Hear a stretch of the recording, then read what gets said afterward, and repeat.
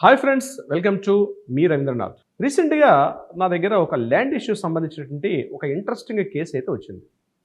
దానికి సంబంధించిన వివరాల్ని నేను మీతో షేర్ చేసుకునే ప్రయత్నం చేస్తాను. అట్ ద సేమ్ టైం ఆ సివిల్ ఇష్యూ ఏ రకంగా సాల్వ్ చేయడానికి నేను ప్రయత్నిస్తున్నాను అన్న విషయాన్ని కూడా మీతో తెలియపరుచుకుంటాను.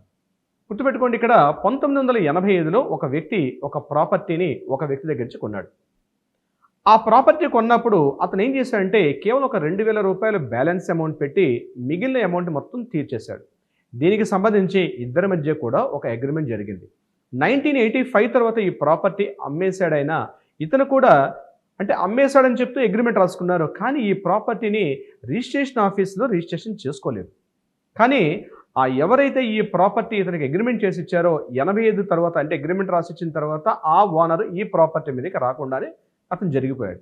అయితే ఎవరైతే అగ్రిమెంట్ చేసుకున్న వ్యక్తి 1985 నుంచి ఇతని యొక్క స్వాధీనంలో పూర్తిగా ల్యాండ్ ఉంది. మధ్యలో ఎప్పుడు కూడా రాలేదు.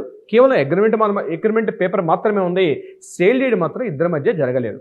85 అయిపోయింది, 90, 95, 2000, 2005, 2010, 2015, 2020 వరకు అతను ఎటువంటి డిస్టర్బ్ చేయలేదు.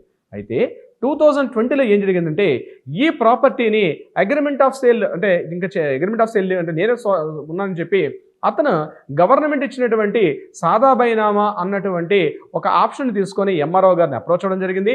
దాన్ని ఉద్దేశించి ఎంఆర్ఓ గారు సాదా బైనామా హక్కుల ప్రకారం ఇతనికి మ్యూటేషన్ చేయడం కూడా జరిగింది, ఎవరైతే అగ్రిమెంట్ చేసుకున్నారో ఆ వ్యక్తికి. అయితే ఇతను ఏం చేశారు, దాని మ్యూటేషన్ వచ్చిన తర్వాత ఈ ప్రాపర్టీని తన కొడుకుకి అతను గిఫ్ట్ డీడ్గా ఇవ్వడం జరిగింది. దాన్ని మ్యూటేషన్ కూడా చేయించుకున్నారు. ఇక్కడి వరకు అంత స్మూత్గా నడిచింది 2021 వరకు.